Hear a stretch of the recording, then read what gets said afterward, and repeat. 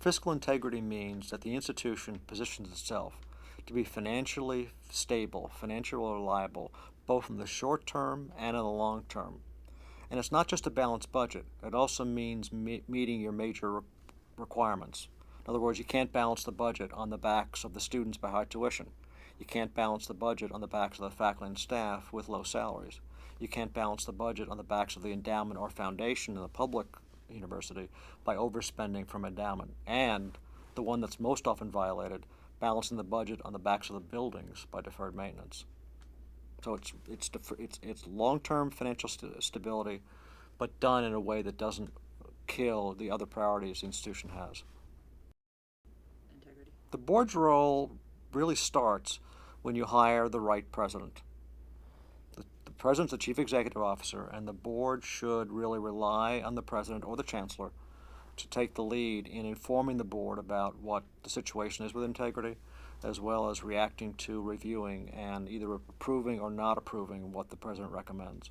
Where board gets into trouble is when they try to originate stuff on their own. Boards originate their stuff on their own, particularly nowadays because of the financial crisis. They have an overdeveloped sense, many of them, not all, an overdeveloped sense of insecurity. And since they do have the ultimate fiduciary responsibility of the institution, and if the institution goes down or changes in ways that are very negative, the board does have the final responsibility for that. So they don't want that to happen, and so it's like when you're in a car or something you're not familiar with, you tend to hold the wheel very strongly when you're not sure where the road is or where the car's going. And that's what I'm seeing a lot of boards doing now. There are some boards which literally approve every single capital project. That's a building project. It could range from replacing a roof to building a wing on a building, and they will pre-approve every single one of those projects. Now, I'm not sure that's a good use of the board's time. I think the board should know what the capital projects are.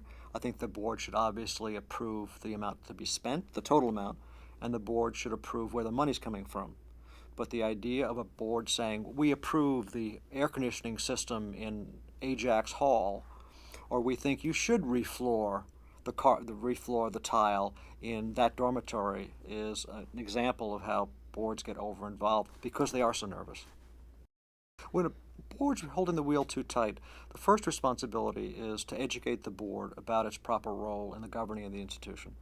And that isn't necessarily a workshop.